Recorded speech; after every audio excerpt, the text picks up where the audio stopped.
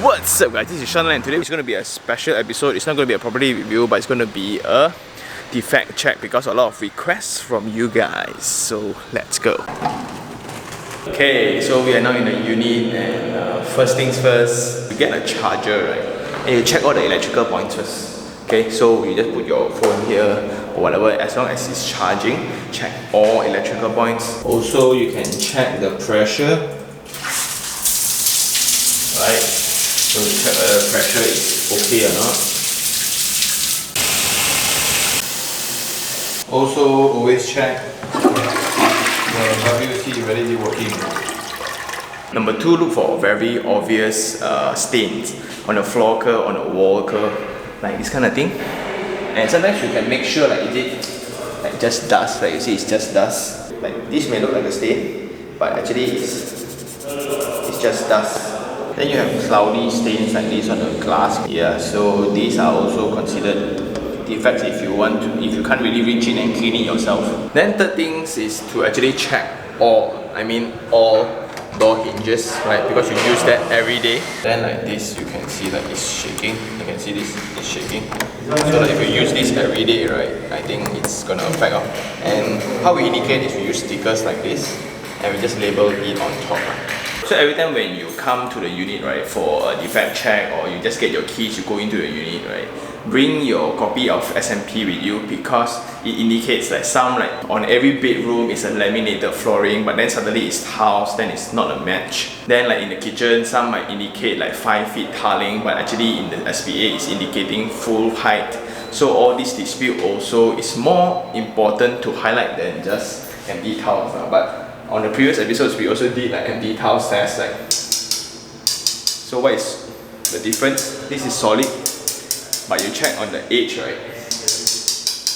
Yeah, then it's hollow. Then also you need to check on the flooring. There's a difference between house flooring and timber flooring. So timber flooring, there's also laminated timber or genuine hardwood timber. Most of the timber now are actually laminated, so when you step around, there's squeakiness, then you can raise it up. But it's like sometimes it's like set in. Because all this laminated timber, right, at most it's like 9mm, 12mm, sometimes 6mm thickness only.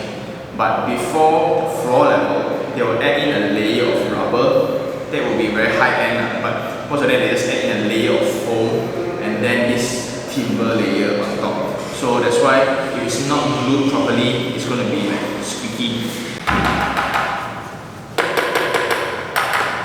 But what a lot of people don't check is actually the evenness of the wall. So by right, walls are supposed to be straight up, but you look at the top, right, there's actually a gap towards the level, towards the wall. So this wall is actually caved in at the top. Then you check the switches, like you have gaps like this. Just that it's very easily coming out. It's very loose. It's not properly installed because the wall is not even. Then what you would want to check is also your door frame. Now a lot of door frames are actually steel door frames already. This kind of door frame needs to be filled up, meaning it needs to be solid. But now you can see that. Feel it?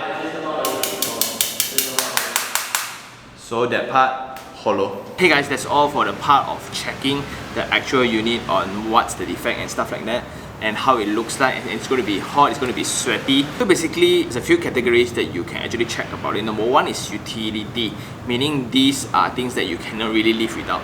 For example, electricity. So you check the DB box, right? You check every plug point with your charger and things like that. And if you have an electrician with you, you can check all lighting points. So that includes the doorbell. And then if the water heater is actually provided for the developer, that includes in this category as well. Then you have the hinges, like the doors and the windows, right? To check whether is it easy to close, or some is like feeling like you're actually kind of stuck. Unfortunately for window, the air tightness is very difficult to measure. But what I usually do is I'll just go around and touch the windows rubber. Some they are hard, and some they are actually like quite rubbery. Then we'll reach to water points. So every water point, including the kitchen, the toilets, right? Every time what we do is we fill up the sink with water, see that whether the entire joints of that sewerage system, right, is all functioning. We then gush through the toilet floor to see that whether the water is actually flowing in accordance to the gradient, especially in the shower area. And check for leakages. Sometimes in raining season, you can go back to your unit to check for water leakages or water stains. So you can see like water stains across the window edge, or is it the ceiling, especially for landed. If the developer actually provides aircon, they provide electrical appliances, do check whether they are working or not, especially the hood and hob, test it. Then only we will look into like the aesthetic part of things, like the wall got stain or not, timber floor got scratch or not, tiles got hollow tiles or not, door frame hollow or not, wall even or not, then the cabinets can close nicely or not. A lot of people only know how to check hollow tiles. Unfortunately, there's way more serious things than just hollow tiles. If it's a hollow tiles on the wall, across time, what we worry is that the tile might fall off. Then if there's a hollow tiles on the floor, is when you load up very heavy furniture that where the leg is actually at the joint where it's hollow, then there's no mortar below to support the whole weight, then it cracks. Right, so that's the fear. And what usually the developers would do, they hack it lor. And just to give credit to all these developers, right, usually bigger developers, they have these bigger construction companies, and they usually can afford a quality department. These departments, right, actually execute their jobs based on two standards. One is called CONQUAS, it's a standard measuring system by Singapore, and the one more is QLASSIC in Malaysia, which recently has been very active. So what they do is they provide guides, they provide trainings as well for people who want to pursue this quality excellence journey. So now there are a lot of parties outside offering defect check. Then based on my experience, I also face some customers where they bring their own measuring tape and they measure the length of the unit, like from wall to wall, what's the length. Because there have been stories that when they buy a 900 square feet unit, when they ultimately measure is only 850. What happens to the 50 square feet?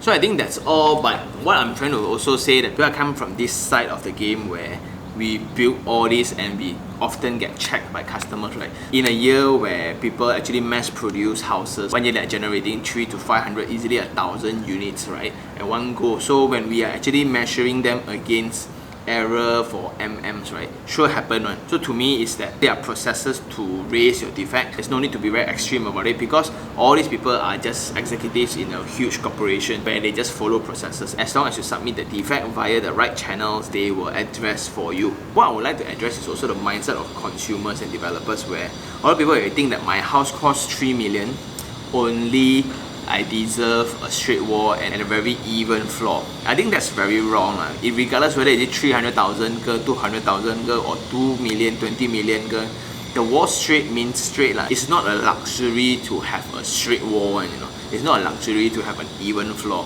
I think what's the difference is actually the materials of the floorings. Like instead of using just mosaic or homogeneous tiles, then if you're paying a lot, maybe they put gold, right? Oh yeah, before I forget, also if you have common areas that are very extensive, also check them as well. By right, the building is supposed to get CCC first before you can actually VP, meaning that the building is actually certified by architects and the local authorities that it's safe, it's complete and ready to be used. But then sometimes I have again stories where they get the keys ready, they go to the swimming pool, it's empty one, then they say under maintenance. The expectation you have is actually things are supposed to be complete, ready to use, meaning like if I go to the gym, it's ready to use. I go to the sauna, it's ready to use. Those are more serious things than just hollow tiles. But what you cannot call defect is usually when you have fully furnished units. Oh, the purple is not purple enough, the furniture is too cheap, or the furnitures don't feel nice.